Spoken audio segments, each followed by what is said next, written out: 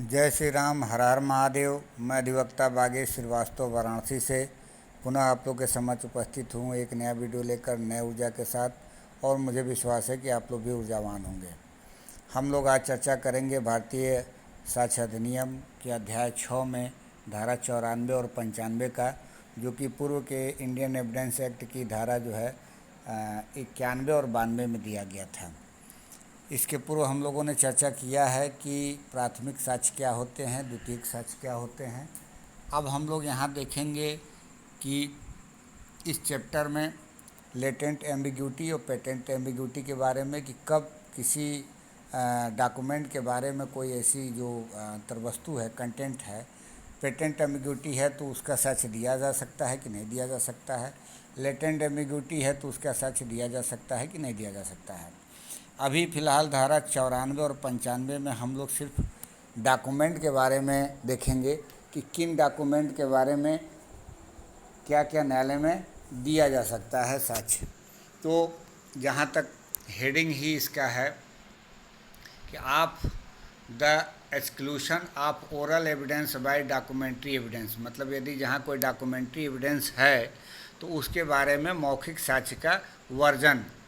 तो धारा 94 में है evidence of term of contract grant and other disposition of property reduce to form of document. यदि कोई डॉक्यूमेंट के फॉर्म में रिड्यूस कर दिया गया है कॉन्ट्रैक्ट या ग्रांट या कोई अन्य प्रॉपर्टी का disposition,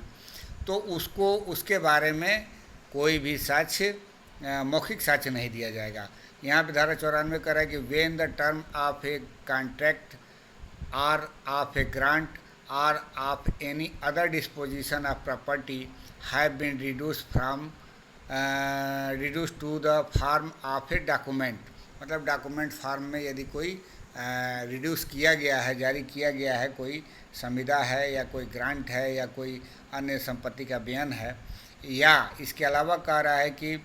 and in all cases in which any matter is required by law to be reduce to the form of a document. मतलब जितने भी ऐसे विधि के द्वारा जिसके लिए ज़रूरी है कि उसको सिर्फ लिखत के द्वारा ही डॉक्यूमेंट फॉर्म में ही उसको रिड्यूस किया जा सकता है, तो उन सभी मामलों में भी ये बात कर रहा है कि no evidence shall be given in proof of the term of such contract grant of other disposition of property or of such matter except the document itself. मतलब उस डॉक्यूमेंट के अलावा कोई भी टर्म के बारे में उसके साक्ष्य नहीं दिया जाएगा कि उसमें क्या लिखा गया है, क्या नहीं लिखा गया है। और secondary evidence of its content in cases in which secondary evidence is admissible under the provisions herein before content. जो कि सेकेंडरी एविडेंस कहीं देने की बात कही गई है तो उसको उसके सिवाय केवल सिर्फ और सिर्फ जो है डॉक्यूमेंट ही पेश किया जाएगा। एक्सेप्शन में कह रहा है कि when a public officer is required by law to be appointed in writing and when it is shown that any particular person has acted as such officer the writing by which he is appointed need not be prove. मतलब कोई लोक officer है, देखिए ये इसमें केवल धारा बदला है, बाकी कंटेंट्स जो पुराने साक्ष्य अधिनियम है सेम वैसे ही, कुछ इसमें बदलाव नहीं हुआ है। उसमें धारा 91 में दिया था, यहाँ पे धारा 94 में दिया है। तो अब ये कह रहा है कोई एक्सेप्शन है, अगर जो इसका पहला एक्सेप्शन बता रहे कि कोई लोक सेवक है और लोक सेवक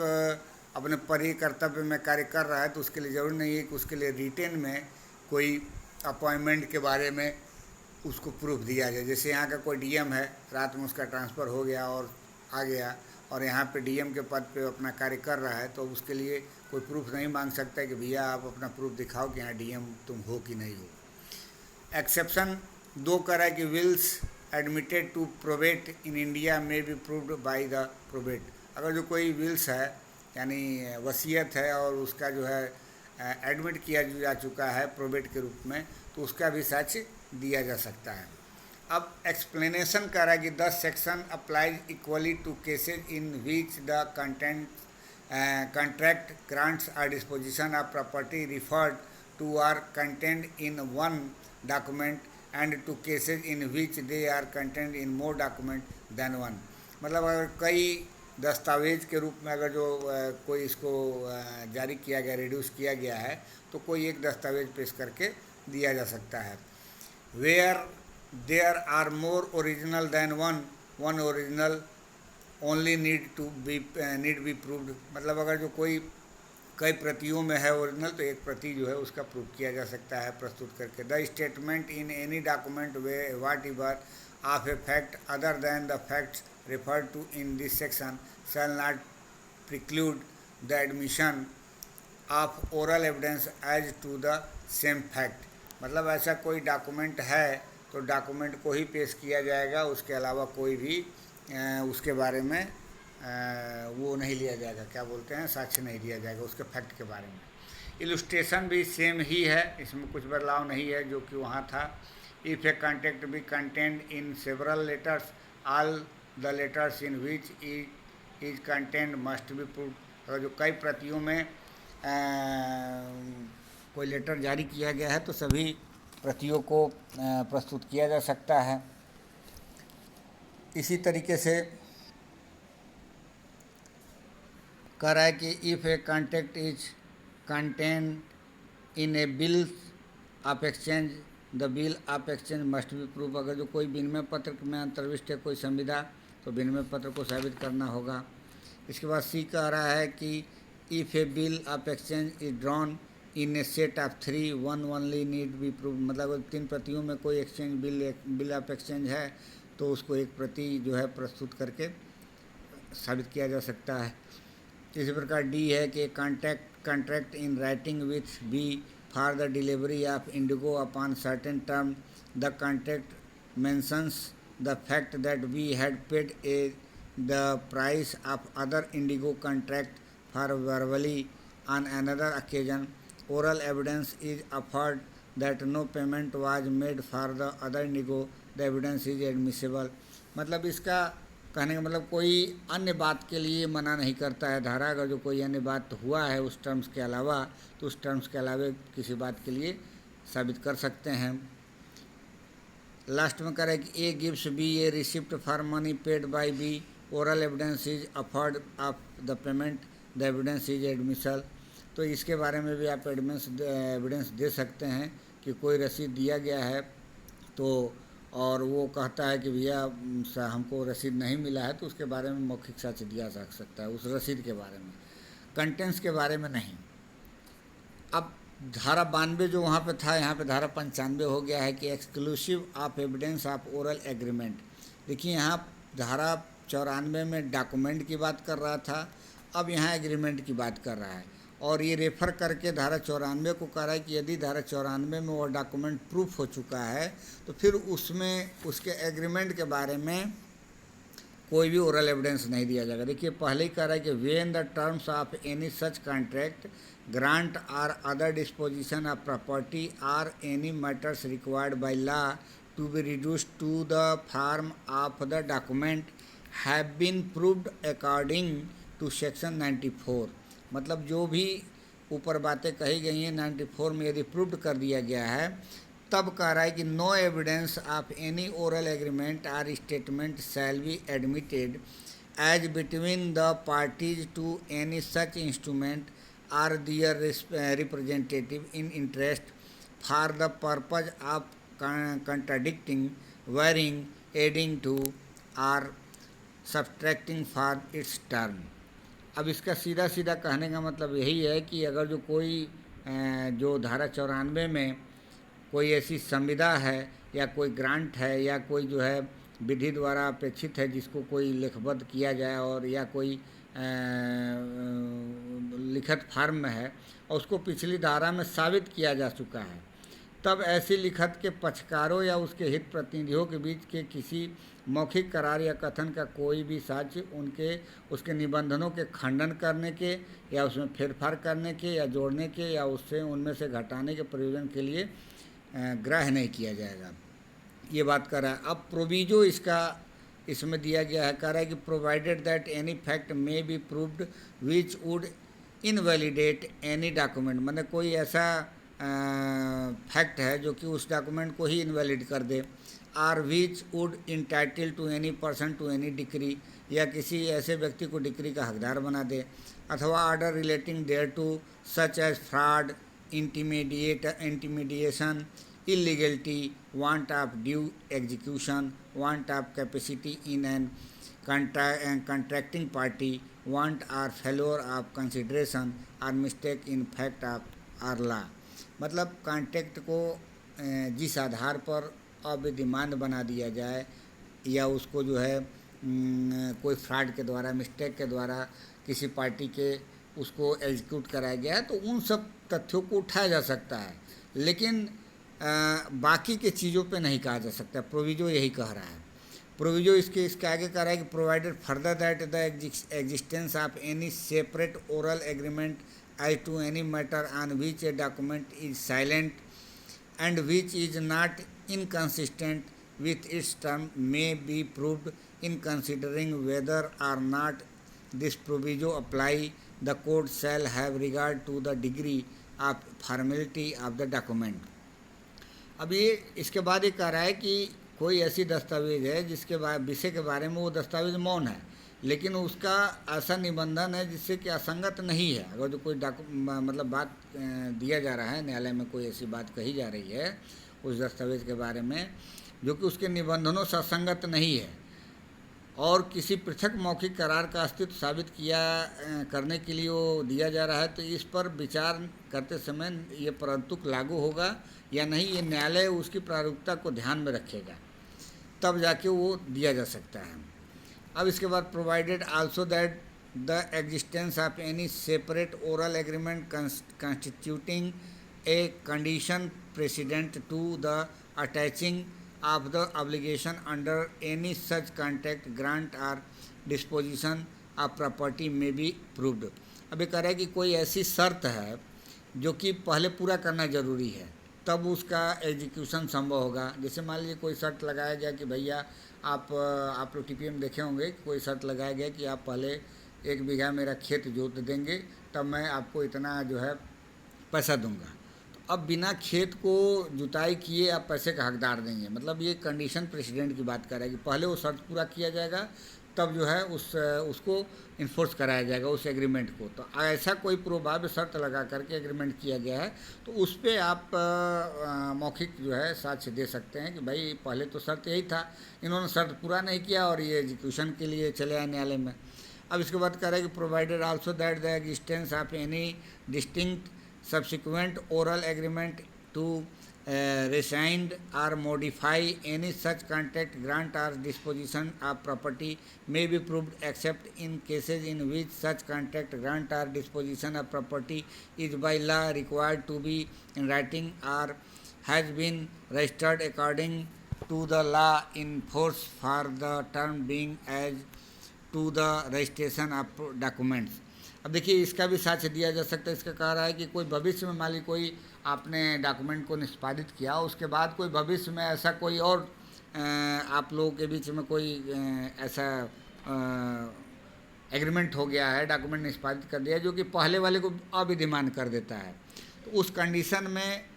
बाद वाले का एग्रीमेंट का आप मौखिक साक्ष्य दे सकते हैं कि ये बाद वाला ऐसे ऐसे होते हैं। जैसे एक उदाहरण के रूप में, जैसे कोई वसीयत जारी हुआ, किसी व्यक्ति ने वसीयत का निष्पादन किया और वसीयत के निष्पादन करने के 2 महीने बाद फिर उसने एक वसीयत निष्पादन किया और पहले वाले वसीयत को भी खंडित कर दिया। अब न्यायालय में कोई पहले वाला भी रजिस्टर्ड वसीयत था, दूसरा वाला भी रजिस्टर्ड वसीयत, लेकिन दूसरा वाला जो बाद का रजिस्टर्ड वसीयत है उसको पहले वाले वसीयत को विखंडित किया गया है। तो पहले वाला वसीयत कोई चाहे कि न्यायालय में प्रस्तुत करके कि उसको हम साबित कर दें कि भाई हमारे पक्ष में तो वसीयत किया गया है, लेकिन उसके साथ साथ दूसरा वाला भी वसीयत प्रस्तुत किया जा सकता है और पहले वाले को विखंडित करने की बात कही जा सकती है कि पहले वाला वसीयत विखंडित किया जा चुका है। तो इस प्रकार से ये आप इसका विखंडन करने के पर्पज़ से भी आप एविडेंस दे सकते हैं। अब इसके बाद से कह रहा है कि provided also that the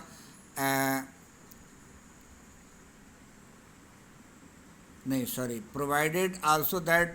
any usage or custom by which incidents not expressly mentioned in any contract are usually annexed to contract of the description may be proved। अब इसके कहने का मतलब कोई प्रथा या रूढ़ी ऐसा है जिसके द्वारा किसी समुदाय में अव्यक्त रूप से वर्णित न होने वाली प्रसंगतियाँ उस प्रकार की समुदायों से प्राय उपवाद रहती है साबित की जाएगी। जैसे कि मान लीजिए कोई ऐसी संविदा है जहाँ पे प्रथा है, जहाँ की जो है क्या नाम है कि ज़रूरी है कि उस प्रथा को पहले माना जाए, रूढ़ी को माना जाए। जैसे आप देखेंगे ना टीपीए में सूचना की बात कही गई है जो वर्षानुवर्षी है, तो उसमें सूचना क्या कर रहा है कि यदि कोई प्रथा या रूढ़ी विद्यमान है उसके सिवाय, माने प्रथा या रूढ़ी यदि है तो उसके द्वारा नोटिस दिया जाएगा, नहीं है तब 15 दिन और 6 महीना। माने अगर जो वर्षानुवर्षी नहीं है तो 15 दिन का नोटिस दे करके आप उसको ख़त्म कर सकते हैं, और नहीं तो उसको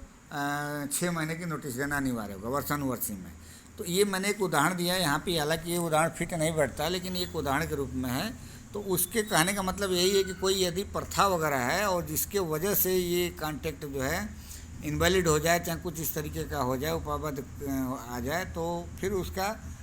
दिया जा सकता है। लेकिन इसका प्रोविजो करेगा provided also that any fact may B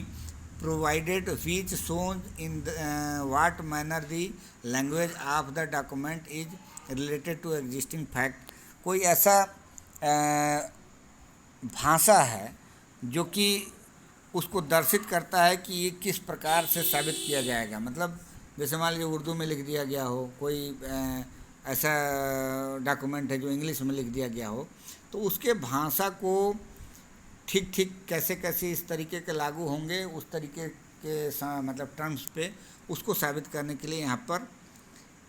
evidence दिया जा सकता है। तो ये जितने प्रोविजो हैं लगभग पुराने एक्ट में भी जो धारा 92 में दिए गए थे प्रोविजो हूबहू वैसे ही हैं, कुछ बदलाव नहीं हुआ है। इलिस्ट्रेशन देख लिया जाए तो इलिस्ट्रेशन में भी कोई बदलाव नहीं है, इलिस्ट्रेशन भी वैसे ही है। अब इसमें देखा जाए तो ये कह रहा है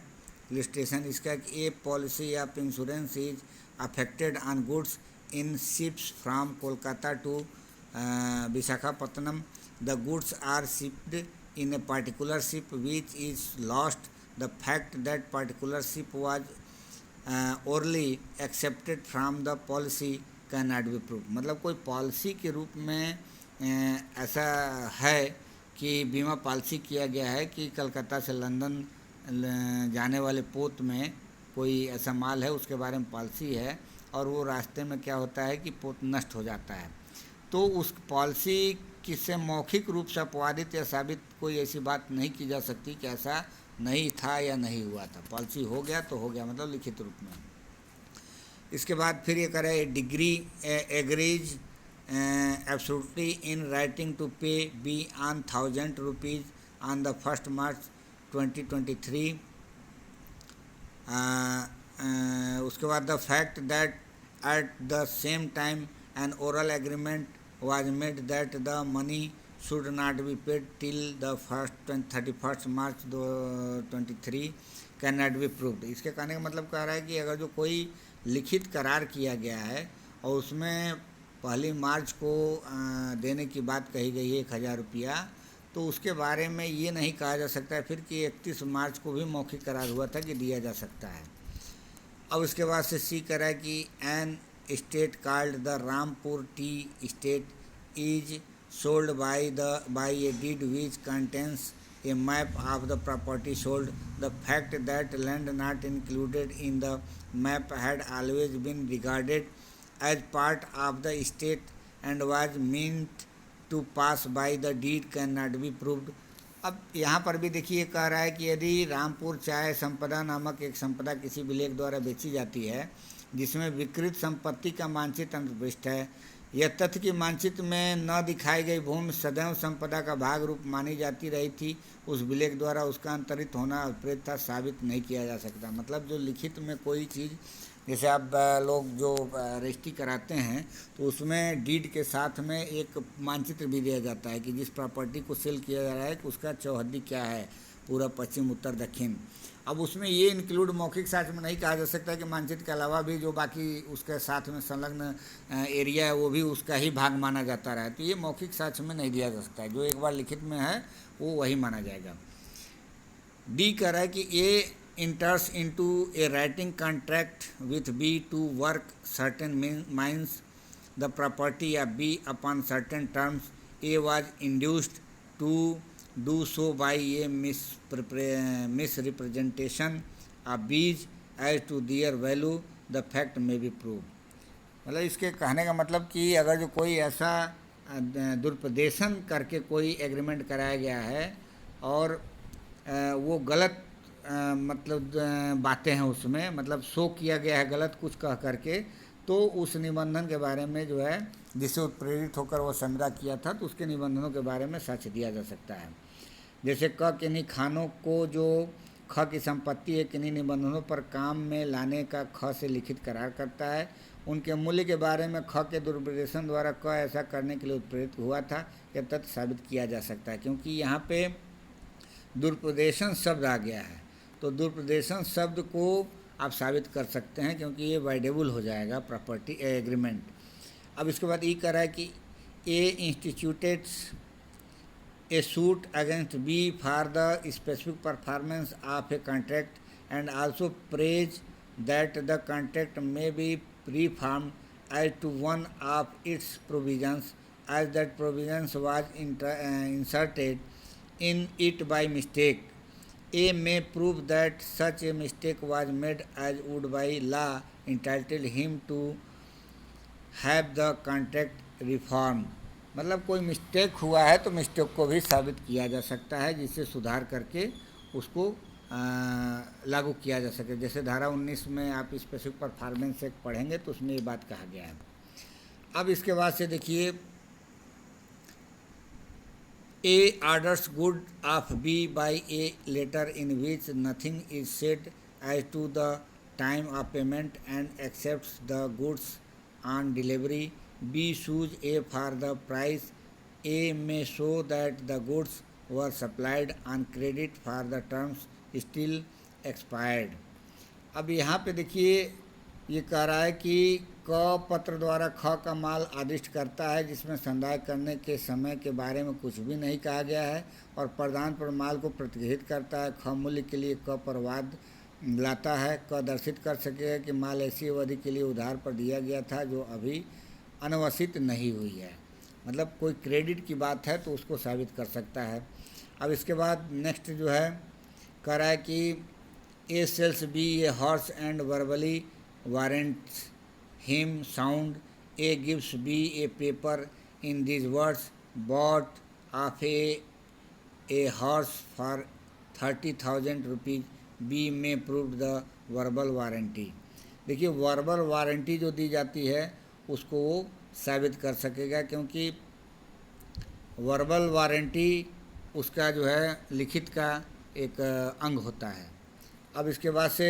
लेकिन जब इसके आगे जब आप पढ़ेंगे तो उसमें जो है अगर जो लिखित में कोई ऐसी बात कही दी गई है तो उसको आप साबित नहीं कर पाएंगे। A hires lodging of B and gives B a card on which is writing written rooms 10,000 rupees a month। A may prove a verbal agreement that these terms were to include parties board। A third, A hires lodging of B for a year and a regularly stamped agreement drawn up by an advocate is made between them। It is silent on the subject of board। A may not prove that board was included in the term verbally. देखिए बार बार pre में भी ये question पूछता है। अब इसके कहने का मतलब ये है कि अगर कोई भाड़े पर कोई ऐसा एग्रीमेंट करके कोई चीज़ मकान वगैरह लिया जाता है किराए पर और वो लिखित में है और बाकायदे अधिवक्ता महोदय के द्वारा उसको स्टाम्पित करके लिखित करके तैयार करके किया गया है, तो फिर अब उसके बारे में मौखिक जो है कोई साक्ष्य ग्राह्य नहीं किया जाएगा। अब नेक्स्ट कह रहा है कि A applies to B for a डेप्ट due to A by sending a receipt for the money. B keeps the receipt and does not send the money in suit for the amount. A may be prove this. अब इसके कहने का मतलब ये है कि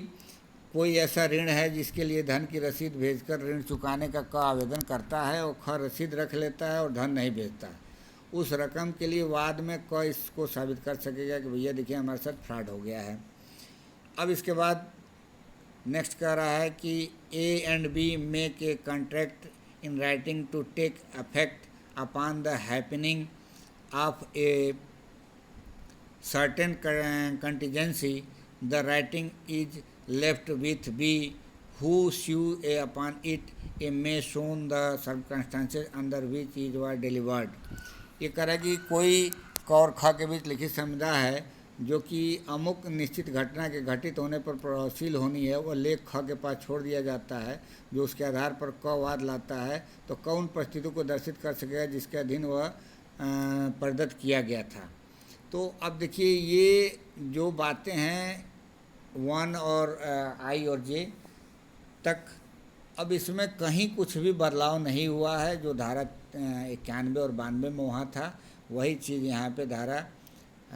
94 और 95 में वर्णित है। तो हम लोगों ने देखा कि धारा 94 में कि कैसे एक डॉक्यूमेंट के रहते हुए उसके बारे में मौखिक साक्ष्य नहीं दिया जा सकता है, और धारा 95 में हम लोगों ने देखा कि उस